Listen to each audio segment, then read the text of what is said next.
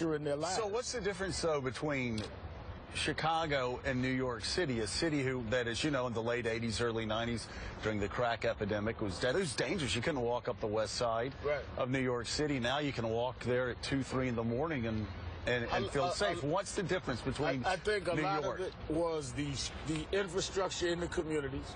Work together with police. You had community policing that literally started under Dinkins and went all the way through to Bloomberg. And even now, with de Blasio taking a position that I agree with on stop and frisk, crime is still not going up because the community is partnering with the city. You cannot have a climate where you feel that's not happening here. It has not happened to the degree it needs to happen. Why not? I don't know.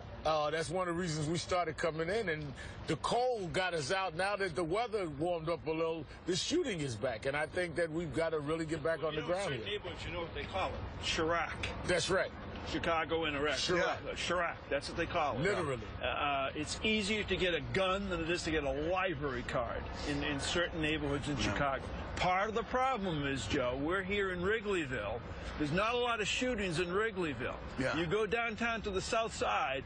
And or the west side. Or the west side. And gunfire is as common as a dog barking in some suburban neighborhoods. And you can get guns. The problem is you've got to get the guns off the street. And part of the problem is, one of the reasons that it worked in New York, I mean, elements of stop and frisk did work. Okay, it did work. Sure it did. But New York, the police department did, and they continue to do, they flood the zone.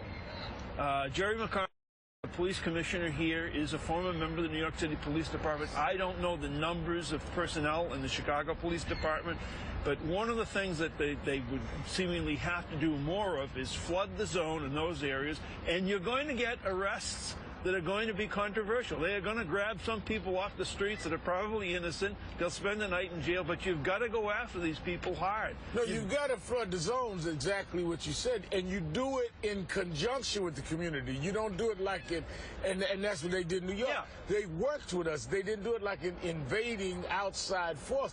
The people in the community want the crime gone. The people in the community want to stop this. Don't they? So they're not the enemy. They're the victims, and I think that's what you've got to create here. And there's also, Reverend, you know this better than most people know this. I mean, there are stories that happen every day in this city, in certain sections of this city, as happened in New York, any other city, that would blow the minds of people who live out in the suburbs. And the fact that you have a 14-year-old boy and you won't let him wear a certain colored jacket out on the street, or a certain pair of sneakers, or you can't go out of the house after 4:30 in the afternoon. Things like, I mean, just ridiculous ways that people are forced to live. 48